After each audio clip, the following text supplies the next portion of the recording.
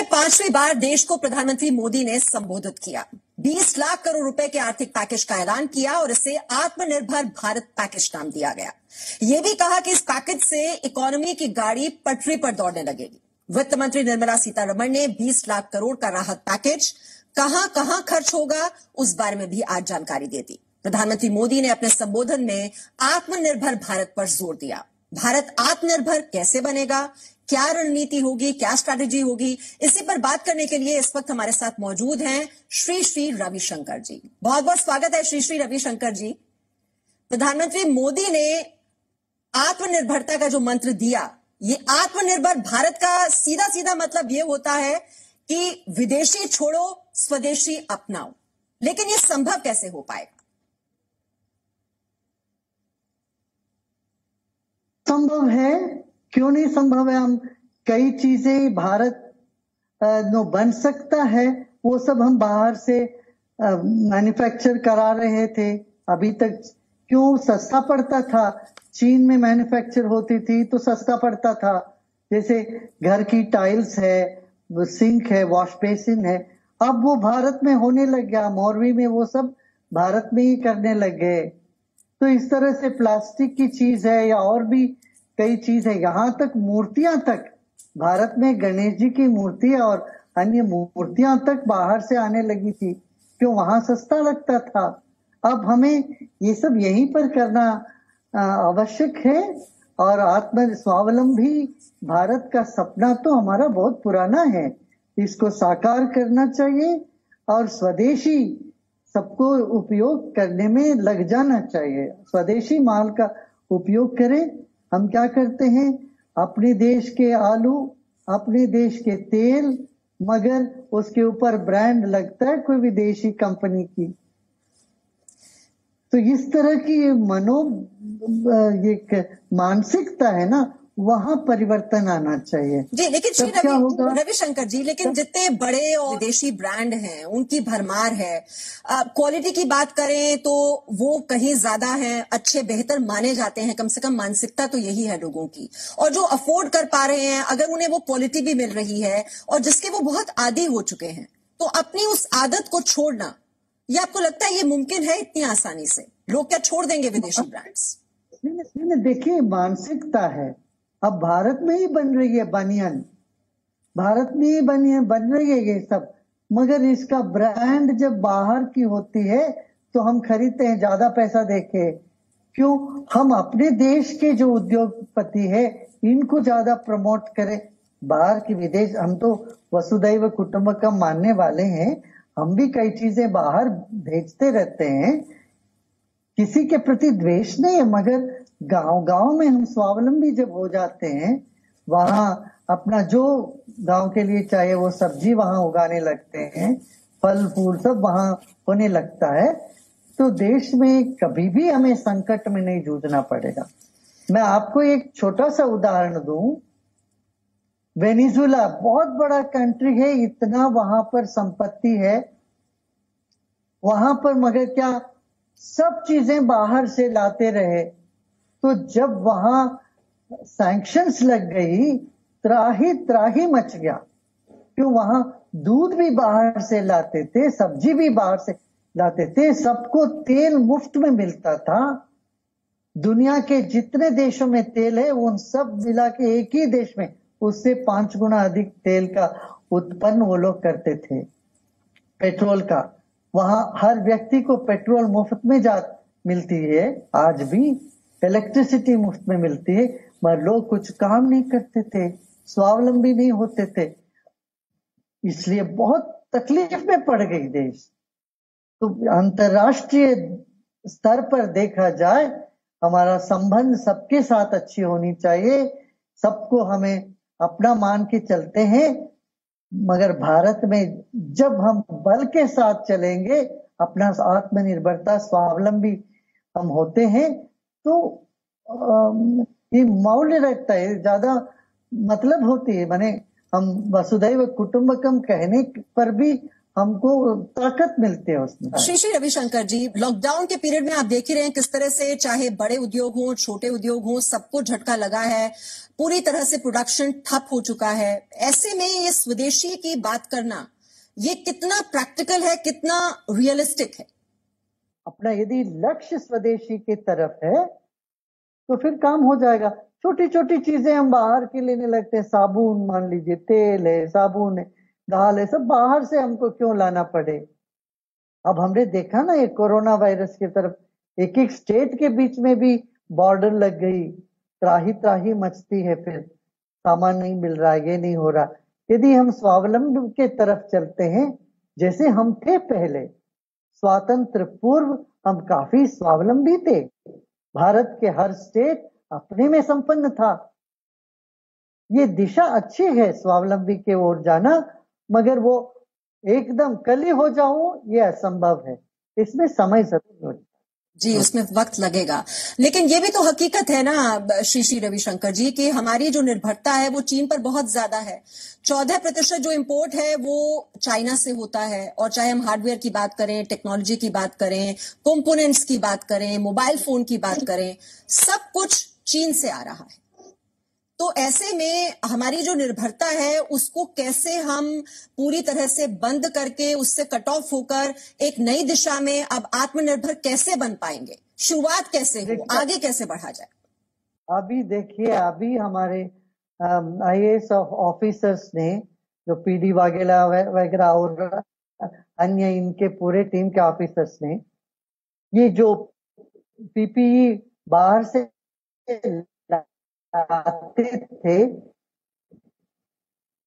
इसको इन्होंने लोकली बना मास्क वगैरह है, ये सब मैन्युफैक्चरिंग शुरू हो गया। भारतीयता में, भारतीयों में एक क्षमता है, हम कभी भी कुछ भी कर सकते हैं। जब हम मंगलयान में जा सकते, चंद्रयान कर सकते हैं, यहाँ मैन्युफैक्चरिंग में क्या दिक्कत है? हाँ, इसके लिए गवर्नमेंट का पूरा सपोर्ट चाहिए, क्यों हमारे ब्यूरोक्रेसी में जाके अटक जाता है। कोई एक एक चीज की लाइसेंस मिलना हो तो 4-4 महीने लग जाते हैं। तो ये सब ना हो, रेड टेपिज्म खत्म हो जाए और इंडस्ट्री को खूब सपोर्ट मिले, तो भारत अति शीघ्र ये जो कल्पना है, सपना है, इसको साकार कर सकती है। जी, रविशंकर जी, हम देख रहे हैं कि कोरोना की जानकारी छिपाने के लिए किस तरह से जो सभी देश हैं दुनिया के इस वक्त वो एकजुट हो रहे हैं। अमेरिका से लेकर, चाहे वो ब्रिटेन की बात की जाए, जर्मनी की बात की जाए, फ्रांस की बात की जाए, सभी देश इस वक्त चीन के खिलाफ एकजुट हैं, एक मंच पर हैं, और पूरी तरह से अलग थलग पड़ चुका है चीन। आपको लगता है कि भारत को इसमें सबसे ज्यादा फायदा मिलेगा? जरूर मिलेगा, भारत को अवश्य मिलेगा, मगर हम इसको ढंग से उपयोग करें तो। भारत में बहुत कुछ संभावनाएं हैं, मगर ये जो सपना है प्रधानमंत्री जी का या देश के जो वरिष्ठ लोगों का जो योजना है, इसको कार्यरत करने के लिए हमें काफी हिम्मत जुटानी पड़ेगी, उत्साह से लगना पड़ेगा, रेड टेपिज्म खत्म करनी पड़ेगी। ये बहुत आवश्यक है। जी, और दुनिया के कई बड़े ब्रांड्स हम देख रहे हैं जो कि चीन को छोड़ने के लिए तैयार हैं, वो अपना बेस बदलने के लिए तैयार हैं। तो भारत के लिए आप कितनी संभावनाएं यहाँ पर बढ़ती हुई देख रहे हैं? क्योंकि अगर जमीन की बात की जाए, मैन पावर की बात की जाए, तो हमारे लिए जो सर्कमस्टांसेस हैं, सिचुएशन है, वो बहुत ही फेवरेबल है, लेकिन हमें उसे सही तरह से मटेरियलाइज करना पड़ेगा। जो बात आप कह रहे हैं कि रेड टेपिज्म है वो खत्म करनी पड़ेगी, जो भ्रष्टाचार है वो खत्म किया जाए, तो ये तो हमारे लिए बहुत ही फायदेमंद साबित हो सकता है। सही बात, सही है। तो कैसे किया जाए रविशंकर जी कि इस मौके का जो इस्तेमाल है वो कैसे किया जाए? नहीं, इसमें तो यही लोगों का कैरेक्टर बिल्डिंग, इस पर भी हमें, चरित्र निर्माण के ऊपर भी हमें ध्यान देना पड़ेगा। और कुशलता, हमारे स्किल्स तो ना बहुत कम है। अन्य देशों को, साउथ कोरिया और चीन का कंपेयर करेंगे, हमारे यहाँ स्किल्ड लेबर बहुत ही कम है, 3% 4% है। इसमें ज्यादा जोर दे करके स्किल डेवलपमेंट करने की आवश्यकता है। देखिए, हर काम सरकार ही नहीं कर पाएगी, इसमें आम जनता साथ में जुड़ना पड़ेगा। एनजीओ जितने होते, गैर सरकारी संस्थाएं, इनको लोगों में उत्साह भरने के लिए आगे बढ़ना पड़ेगा। जी, और आज घोषणा की गई है, जो हम स्वदेशी को प्रमोट करने की बात कर रहे हैं श्री रविशंकर जी, बहुत ही महत्वपूर्ण घोषणा ये की गई है कि 200 करोड़ के जो सरकारी टेंडर हैं वो अब विदेशी कंपनियों को नहीं दिए जाएंगे। ये आप कितना बड़ा कदम मानते हैं? हाँ, ये बात है। तो इस तरह से कई जो बातें हैं जहां लूप होल्स है, जिसमें हमारी योजना फेल हो सकती है, वो सब लूप होल्स को बंद करनी पड़ेगी। ये बहुत आवश्यक है। अब देखिए, भारत का समझौता हुआ जापान से, जर्मनी से, फिनलैंड से, सब जगह यहां से युवाओं को भेजने का काम था, वो काम अधूरा रह गया क्योंकि कहीं तो इम्प्लीमेंटेशन में हमारा कहीं चूक हो गई और वो लोग फिर इंडोनेशिया चले गए वही युवाओं को लेने के लिए, जापान से, फिर कोरिया से लेने लगे। तो ये जो समस्या हो रही है हमारे देश में, युवाओं में उत्साह को भरना पड़ेगा और सबको एकजुट होकर के इस काम में लगनी पड़ेगी। जी, लघु और कुटीर उद्योग के लिए भी 6 बड़े कदमों का ऐलान किया गया है। ये कितना प्रभावी साबित होगा? क्योंकि अभी तक जो लघु उद्योग हैं, कुटीर उद्योग हैं, कहीं ना कहीं हम उन्हें नजरअंदाज कर रहे थे, लेकिन आज आपने सुना होगा जो 20 लाख करोड़ के पैकेज का ऐलान हुआ, उसके बाद वित्त मंत्री ने वो पूरा ब्लूप्रिंट भी तैयार किया है। अब ये बहुत आवश्यक है, नहीं तो देश का जो आर्थिक व्यवस्था मर जाती। ये एमएसएमई को जब तक हम सपोर्ट नहीं करते, प्रचोदन नहीं करते, उनको प्रोत्साहन नहीं देते, तो देश आगे बढ़ ही नहीं सकता। अच्छा, आपदा में लघु उद्योग को अवश्य चाहिए। थोड़ी देर हुई फिर भी हो गया है ये काम, ये बहुत अच्छा है, श्लाघनीय है ये बात। जी, और आपदा में अवसर की बात प्रधानमंत्री मोदी जी ने कही थी। अब इस आपदा में हम देख रहे हैं कोरोना का जो ये संकट चल रहा है, आप क्या अवसर देखते हैं ऐसे में मजदूरों के लिए, किसानों के लिए, उद्योगों के लिए? क्या मंत्र आज आप देंगे देखिए, मंत्र ये कि लोग, अब देखिए, लोग भयभीत हैं। लोग शहर से चले गए गांव, फिर गांव से फिर वापस, ये रिवर्स माइग्रेशन हो गया। गांव से लोग अभी शहर में आने के लिए 10 बार सोचेंगे, वो बोलेंगे यहाँ जो मिलता है इसी से हम खुश यहीं रहेंगे। ऐसी मानसिकता अभी बनी हुई है। इसको बदलने में थोड़ा वक्त लगेगा, समय लगेगा, और इसको बदलना पड़ेगा। इस दिशा में काम करनी पड़ेगी सबको। इसमें धर्म गुरु जितने हैं देश के, जाने माने लोग हैं, ज्ञानी हैं, विद्वान हैं, वही जैसे मैंने कहा गैर सरकारी संस्थाएं हैं, इन सबको इनसे बात करके, इनको प्रोत्साहन दे करके, भरोसा देके इनको वापस लाने के लिए चेष्टा करनी पड़ेगी। अच्छा, श्री रविशंकर जी, 21वीं सदी में क्या भारत विश्व गुरु बनने की राह पर निकल पड़ा है? बार बार आपदा में हम देखते हैं कि विश्व गुरु की भूमिका में भारत नजर आता है। ये भूमिका आप देख रहे हैं एक बार फिर से बनती हुई? भारत समय समय पर विश्व गुरु बना ही रहा है और जरूर अवश्य बनेगा। टेक्नोलॉजी में भारत, आईटी में तो भारत विश्व गुरु बना है। आध्यात्मिक से तो कोई और चाहे नहीं, भारत ही बना रहा बहुत सालों से, बहुत वर्षों से।